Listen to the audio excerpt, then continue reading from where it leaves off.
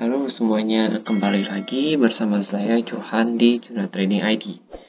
Jadi pada kesempatan video kali ini, saya akan bahas kembali untuk update dari pergerakan XAUUSD.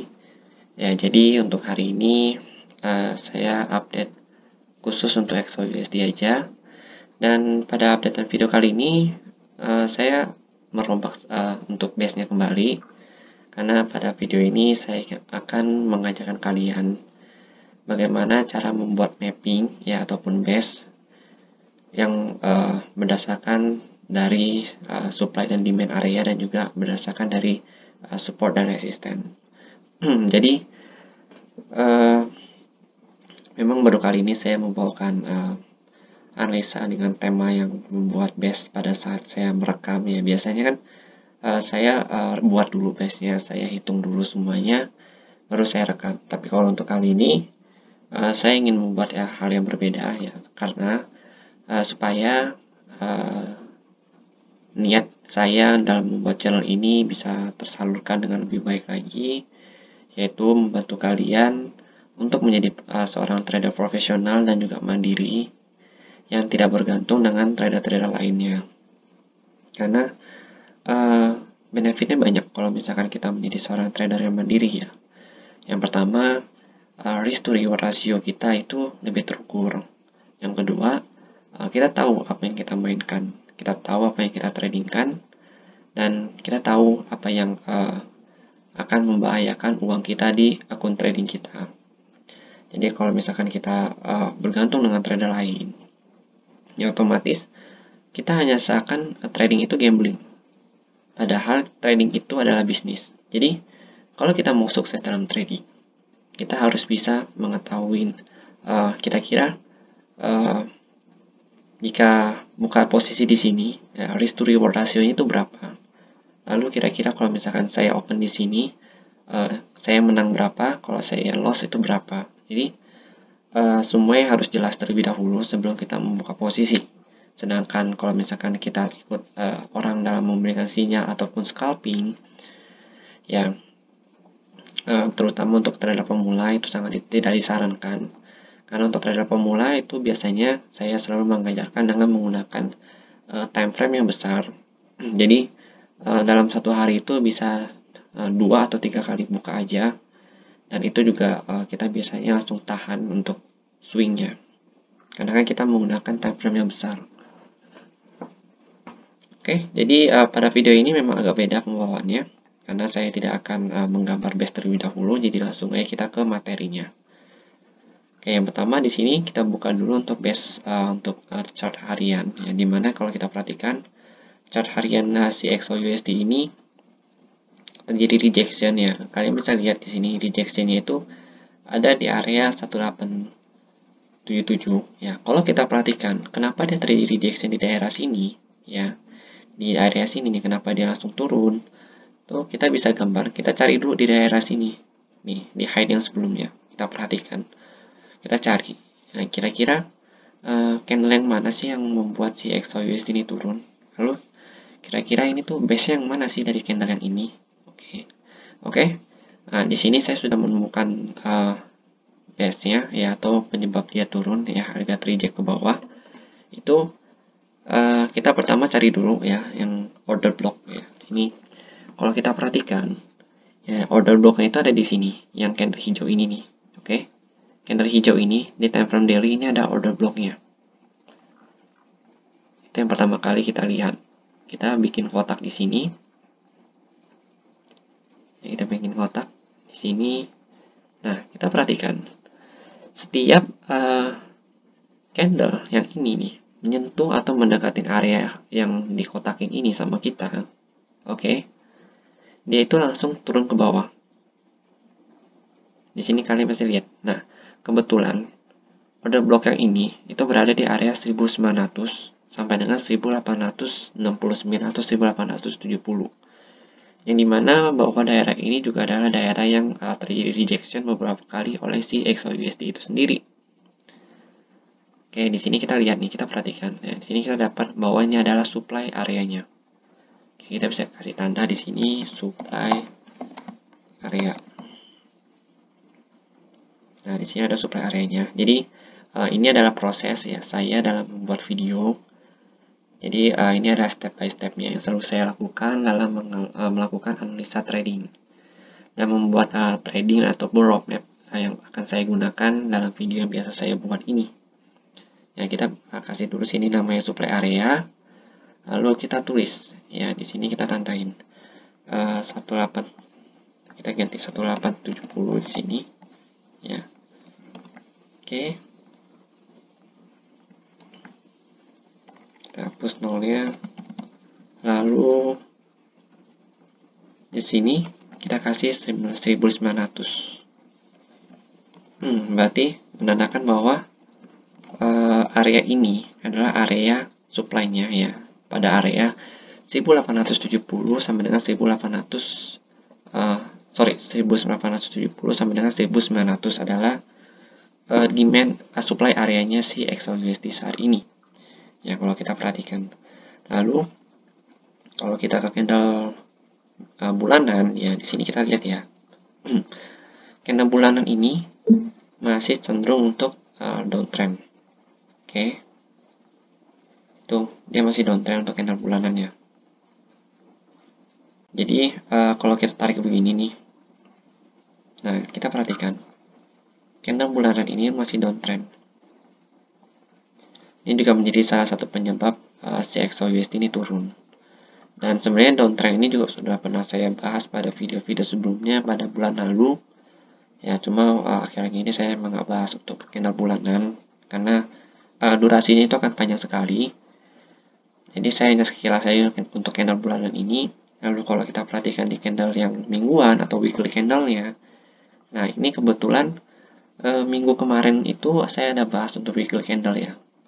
Saya ada bahas juga bahwa dia sedang downtrend. Ya, bahwa weekly candle itu sedang downtrend dan downtrendnya ini masih tergolong cukup kuat ya. Ya, kita bisa lihat garis kuning ini dia masih downtrend. Lalu kita balik lagi ya, pokoknya kita perhatikan dulu ya time frame besar dengan time frame kecilnya ya, itu seirama. Berarti kita perhatikan di sini XAUUSD ini cenderung untuk turun ke bawah atau downtrend. Oke, nah kita balik lagi ke candle daily-nya. Setelah kita analisa candle daily, ya karena candle daily itu 90% ya, nggak 90%, 80% lebih akurat daripada kita menggunakan time frame yang lebih kecil seperti 5 menit, 15 menit, ataupun yang 1 menit ya.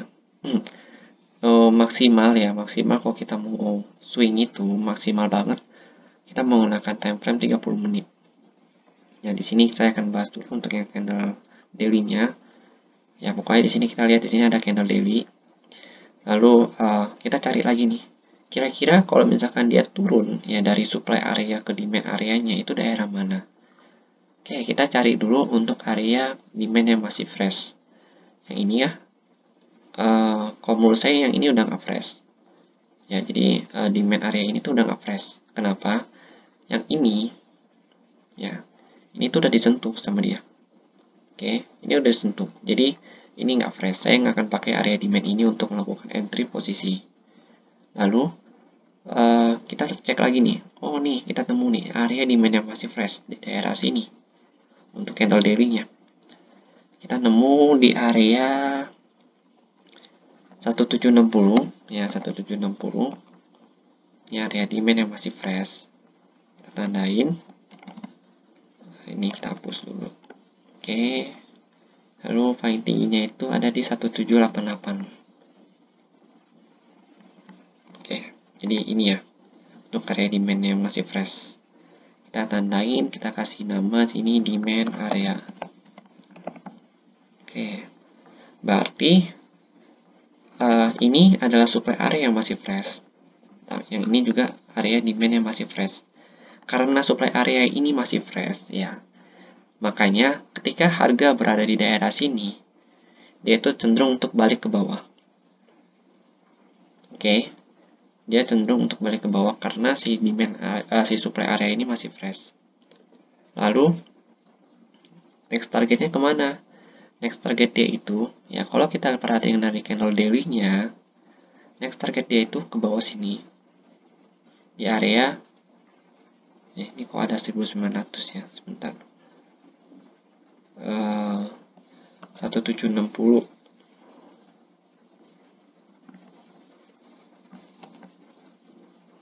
Oke, jadi ini adalah area demand yang masih fresh untuk candle daily-nya. Lalu kita perhatikan kembali.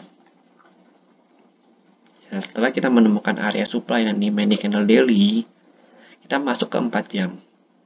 Oke, kita masuk ke setup 4 jam. Ya, fungsinya setup 4 jam ini kita untuk melihat kira-kira harga ini cenderung masih kuat untuk naik atau enggak. Jadi kita melihat analisa kembali di candle 4 jam ini. Oh, berarti kita lihat di sini. Ini adalah candle, ini supply dan demand harian ya untuk daily candle. Lalu kita kasih garis lagi untuk supply dan demand di 4 jam. Oke, di sini kita perhatikan ya. Kalau kita cari ya demand area yang masih fresh ya. Di sini. Ya untuk 4 jamnya. Ini dia masih fresh. Ya, kita kasih warna beda ya, kita kasih warna kuning, warna hijau ya, yang menandakan bahwa areanya itu masih fresh. Oke, ya ini masih fresh. Ini untuk yang 4 jamnya. Lalu area demand yang ini sebenarnya ada area demand. Ya ini ada area demand. Hanya saja untuk daerah sini tuh udah nggak fresh. Ya jadi karena area ini udah nggak fresh, jadi saya nggak akan melakukan entry posisi di daerah sini. Tapi saya akan menunggu entry posisi di daerah sini, di bawah. Lalu kita cari lagi, ya. Kita perhatikan kembali area demand-nya, yang ini masih fresh. Nah, ini adalah area demand masih fresh. Jadi, ini adalah area, jadi ingat ya, yang merah ini adalah daily demand dan supply areanya. Ya. Tapi kalau yang hijau ini adalah supply area yang sudah kita tempatkan di candle 4 jam. Kalau kita perhatikan, harga itu tadi cenderung untuk turun ya, di yang ini. Cenderung untuk turun kembali ke bawah. Tapi dia tertahan di area demand ini. Makanya, area demand ini, yang hijau ini, itu udah nggak fresh. Ya, kita ganti warnanya, jadi kuning. Kenapa? Artinya dia udah nggak fresh. Kalau area demand yang udah nggak fresh, itu kekuatannya sudah berubah.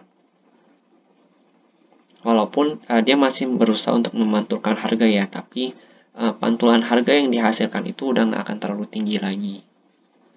Ya, beda dengan halnya pertama kali dia memantulkan harga di sini, langsung naik tinggi kan. Tapi kalau ini dia pasti akan berbeda. Bisa aja dia cuma naik sampai ke sini, lalu dia turun lagi. Nah, itu yang bahayanya kalau kita entry di area demand atau supply yang udah nggak fresh.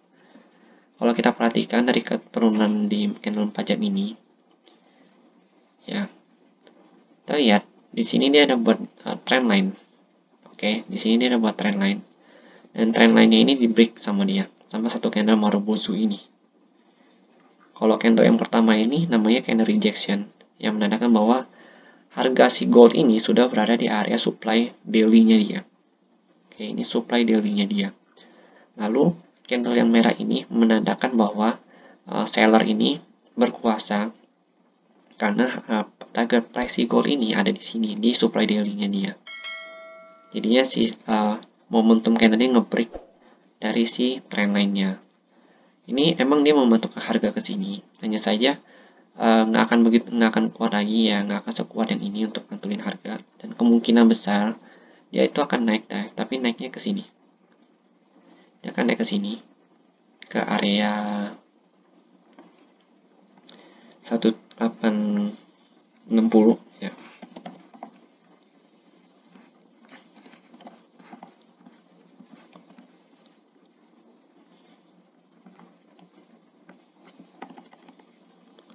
Oke, dia akan naik ke 1860, lalu setelah itu kemungkinan besar harga itu akan turun kembali ke bawah. Oke. Jadi ini adalah demand area-nya. Ini adalah resisten terdekatnya dia di 1860. Lalu next dia, kalau misalkan dia turun nih besok, dia turun, maka targetnya di sini, di area demand dia yang selanjutnya. Kalau kita perhatikan, area demand ini masih fresh ya. Masih fresh sekali area demand yang ini, belum disentuh sama sekali karena baru dibentuk sama si XOUSD ini. Kita bisa tandain di area 1822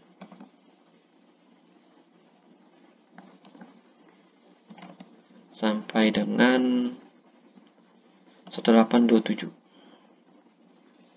Jadi sebenarnya kalau trading itu kita santai aja, nggak usah terlalu banyak liatin candle. Ya, kita cukup santai aja karena kita hanya akan buka ya pada saat harga itu sudah berada di dalam setupnya kita. Kita tunggu. Jadi kita tunggu sampai benar-benar harga itu berada di setup kita, baru kita buka. Jadi jangan terlalu banyak dipantengin. Jadi terutama untuk pemula, karena nanti akan memusingkan kalian sendiri atau kalian akan kayak stres sendiri ya karena melihat fluktuasi harga yang begitu besar, yang begitu cepat pergerakannya. Lalu kita tandain juga yang ini. Jadi kalau misalkan kalian ada yang kurang paham dalam penjelasan video ini ya, kalian boleh tanya di kolom komentar, nanti akan saya coba jawab ya, atau kalian bisa join di channel Telegram Jurnal Trading ID ya. Di sana mungkin saya nggak akan banyak untuk share sinyal seperti ya buy or sell ya, karena saya ingin mengajarkan kalian bagaimana caranya untuk percaya dengan setup kita. Lalu saya ingin mengajarkan kalian juga bagaimana caranya menjadi seorang profesional yang hanya melakukan trade itu ya sekitar 1 atau 3 trade dalam satu hari, tapi membawa hasil yang luar biasa. Ya, kayak misalkan satu trade itu kalian bisa mendapat sekitar puluhan pips ataupun ratusan pips. Jadi kita hanya buka di area-area tertentu aja. Kalau misalkan mau scalping ya, itu enaknya itu di sesi New York sama London. Karena kan itu sesi overlappingnya itu biasa terjadi di jam 8 malam WIB sampai dengan jam 10 malam WIB. Nah itu kita boleh pakai sesi itu untuk scalping. Tapi kalau untuk siang hari ya lebih baik kita open di daerah-daerah yang sudah kita tentukan. Karena itu juga akan lebih baik dalam menjaga keuangan kita ya, terutama untuk menjaga margin kita, menjaga akun trading kita supaya kita nggak gampang untuk kena MC. Lalu kalau kita perhatikan nih, harga ini ketika sudah naik ke atas nih, dia itu nggak sekuat yang ini rejectionnya. Oke, dia nggak kuat. Kalau yang ini kan kuat nih, langsung naik ke atas kan. Nah, beda dengan hal candle yang ini. Dia mau naik tapi tertahan. Nah, itu bedanya support dan resisten yang demand dan supply area yang sudah tidak fresh. Nah, kalau saya menggunakan base dan area, itu namanya base trading. Jadi emang konsep saya itu adalah berdasarkan base yang ada. Lalu kalau kita perhatikan di bawah sini tuh ada lagi ya, kenapa saya sebut ini sebagai area demand juga? Kan ini dekat dengan range harian ya. Oke, di sini saya coba jelaskan. Kalau kita bermain di patokannya time frame 4 jam, ya otomatis kita akan mencari area demand yang baru. Oke. Nah, ini adalah area demand yang dimana berdekatan dengan demand area daily yang ini. Jadi ketika dia sudah berada di area sini, ya kita bisa open buy dengan stop loss kita itu berada di luar area demand-nya atau berada tepat di bawah area demand-nya. Kenapa harus taruh stop loss di sini? Ya supaya ketika misalkan candle-nya itu breakout ke bawah dan setupnya nggak sesuai dengan yang kita mau, itu otomatis margin kita aman, equity kita aman, kita nggak kena MC dan hanya kena stop loss. Jadi kalau misalkan kena stop loss pun kita masih bisa fight lagi untuk mencari lagi momen yang baik, kita masih bisa belajar lagi, dan masih banyak hal yang masih bisa kita lakukan ya. Dan juga saran saya, jangan pasang overload, karena kesalahan pemula itu biasanya itu adalah overload. Jadinya yang dipikir ya tadi itu biar cepat menang banyak, biar cepat balik modal, ternyata itu malah mematikan akun trading kita sendiri. Kenapa saya ngomong begitu? Karena saya itu juga dulu pengalaman. Jadi saya pas awal-awal main itu saya overload banget ya. Sampai sekali buka itu bisa sekitar hampir all in ya margin saya, dan itu langsung loss. Jadi ketika menang memang enak, kalau menang itu kita menang banyak, tapi sekalinya loss itu kita benar-benar langsung hancur akunnya, dan itu akan mengganggu psikologi trading kita. Padahal yang paling pertama dan yang paling harus kita pelajari pertama kali itu adalah membangun psikologi trading. Bagaimana cara kita memahami trading itu sendiri, bagaimana kita memahami market itu sendiri, dan bagaimana cara kita memanage keuangan kita sendiri dalam trading, terutama ya risk to reward rasionya. Oke, kalau di sini cara membaca risk to reward ratio itu, kalau saya itu berdasarkan base-nya. Ya, kalau kita base yang berwarna kuning ini, artinya risk to reward rasionya itu risk-nya lebih besar daripada reward-nya. Oke, berarti ini risk-nya itu bisa 2, reward-nya 1.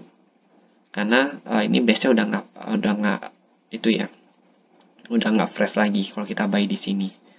Lalu untuk base yang warna hijau ini, ya ini risk to reward rasionya itu gede, itu lebih besar daripada risk-nya. Itu saya kasih nilai 1/2 ya, atau 1/3. Kenapa? 1/3 itu kalau dia benar-benar berada di area cukup bawah sekali di penurunan harganya. Contohnya yang ini. Ya, kalau misalkan saya mau tandain yang ini, maka saya bisa berikan alasan kenapa saya memberikan ini adalah risk to reward ratio yang risknya itu 1 tapi rewardnya 3. Karena kan kalau kita perhatikan di daerah sini itu candle cenderung untuk naik. Oke, candle cenderung untuk naik. Oke, jadi karena dia sudah benar-benar di bawah, jadi risk to reward rasionya itu berbeda. Tapi kalau misalkan yang di sini, yaitu risk to reward ratio itu 1/2, yang dimana kalau misalkan loss-nya chance kita 1% loss, tapi setelah itu kita punya 2% untuk win dari trade ini. Sama halnya dengan yang ini, chance kita 1% untuk loss, tapi 2% untuk win dari trade yang kita gunakan, yang kita lakukan di dalam base area ini. Kalau misalkan market melanggar area-area ini, itu tandanya market itu sedang dalam volatilitas yang tinggi, ataupun ada tekanan-tekanan dari global ataupun dari news yang ada. Jadi itu contohnya. Jadi itu adalah contoh risk to reward ratio, dan juga contoh dari open posisi yang baik. Nah, kita bisa lihat di sini. Ya, kita perhatikan. Nah, kalau kita perhatikan di sini ya, contohnya nih ya, contoh nyatanya nih. Candle itu cenderung nggak kuat untuk naik. Kenapa? Karena demand areanya ini udah nggak fresh. Berbeda dengan yang ini. Jadi ini langsung ada contohnya nih ya. Nih. Ini kan candle 4 jam dari si XAUUSD ya. Berbeda dengan candle yang ini, yang sebelah nih. Kalau kita perhatikan. Sorry. Yang ini. Candle ini tuh langsung naik ke atas.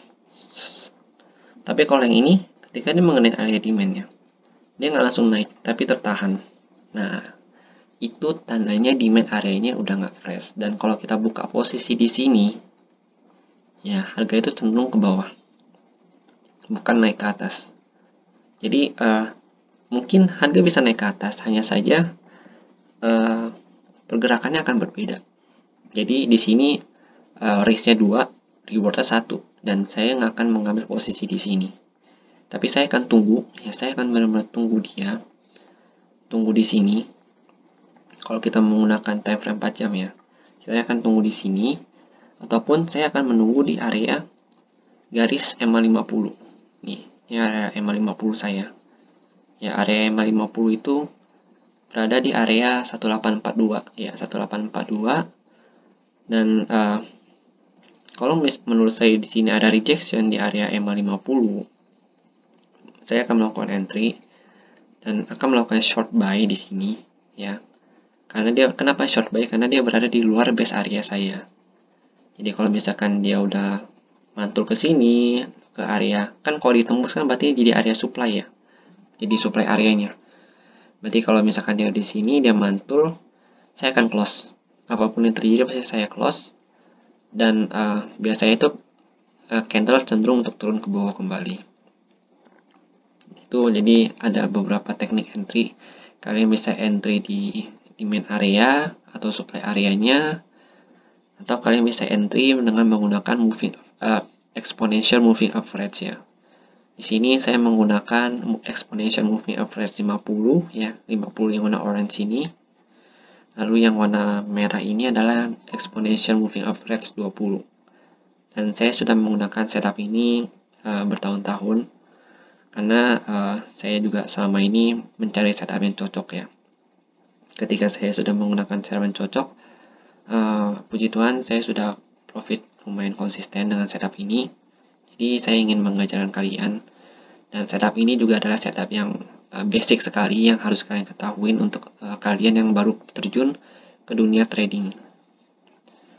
Nah, di sini candle sudah mulai turun ya, kita bisa lihat rejection-nya di sini cukup kuat ya, rejection ke bawahnya. Lalu kalau kita perhatikan besok ya, kalau harga sudah berada di area sini atau harga sudah berada di area sini, nah itu biasanya itu harga itu akan cenderung untuk turun ke bawah mencari demand areanya. Jadi trading itu kita menggunakan time frame yang besar supaya mengurangi noise yang ada. Karena ujung-ujungnya time frame yang kecil kayak time frame 1 menit, time frame 5 menit, atau time frame yang 15, 30, 1 jam, itu akan mengikuti time frame besarnya. Time frame besarnya ya salah satunya di 4 jam, dan daily, dan juga weekly. Nah, itu adalah time frame besarnya. Nah, kalian lihat di sini. Kalian lihat di sini nih. Harga itu turun lagi ke bawah, ya kan? Nah, tandanya si demand area ini udah nggak sekuat dengan demand area yang sebelumnya di sini. Oke. Lalu kita cari lagi. Untuk time frame 1 jam, kan kita mau cari entry ya.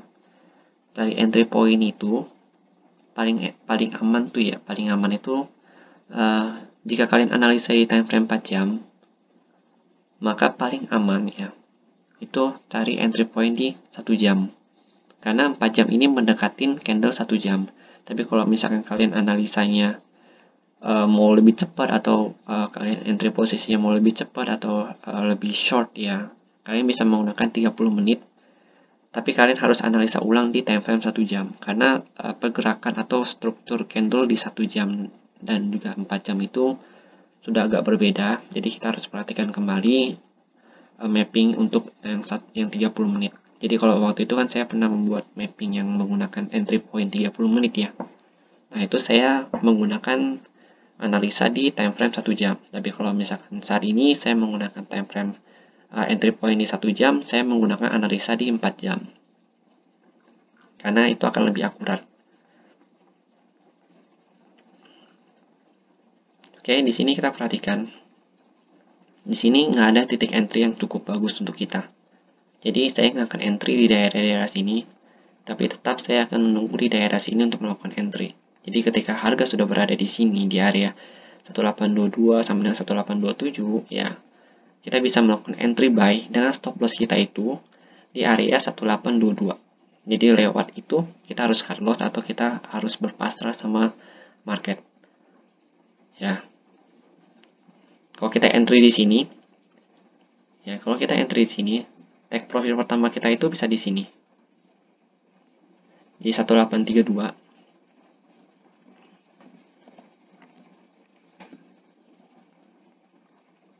Dan kita bisa take profit juga di daerah sini, area demand-nya, area supply-nya yang sekarang ini. Kan kalau ini ditembus, otomatis jadi supply area. Kalau misalkan belum ditembus, masih berubah masih menjadi demand area-nya.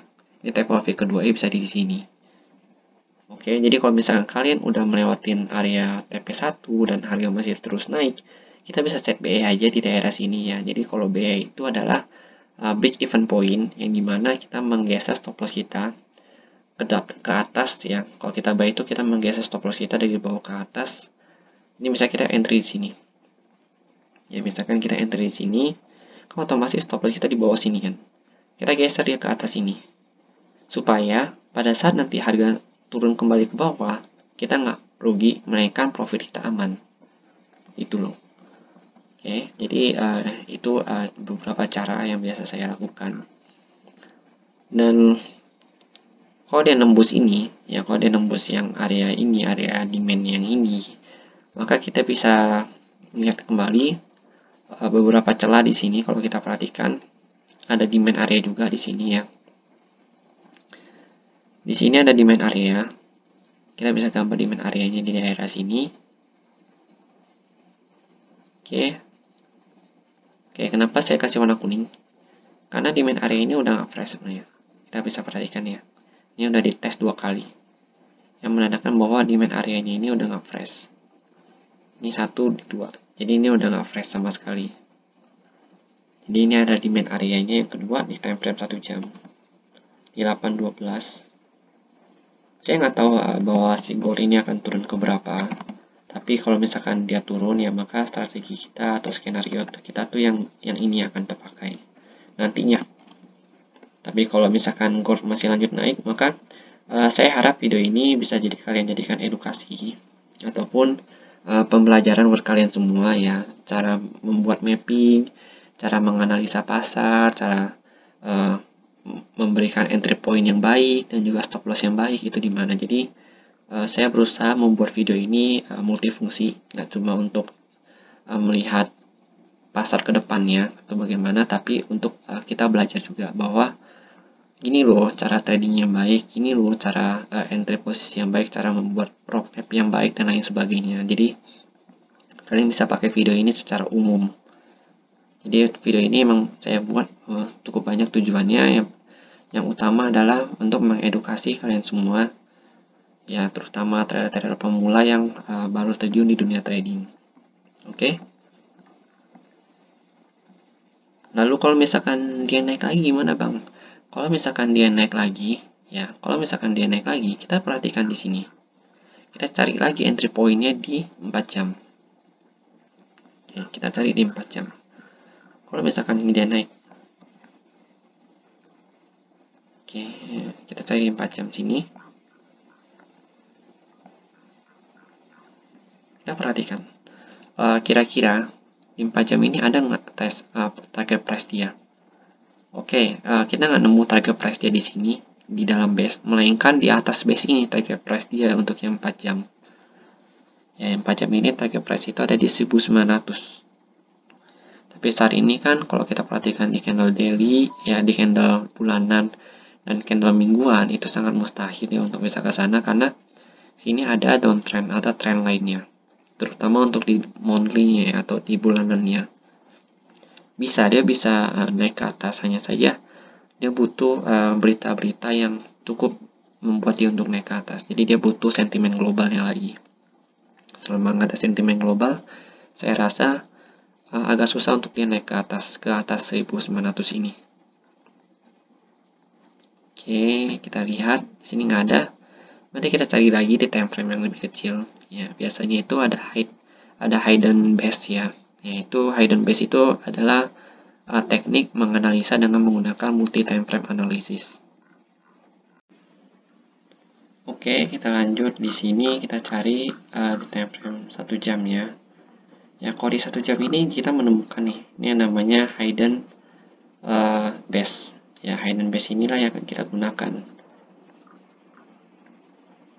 Kita lihat di sini ada hidden base.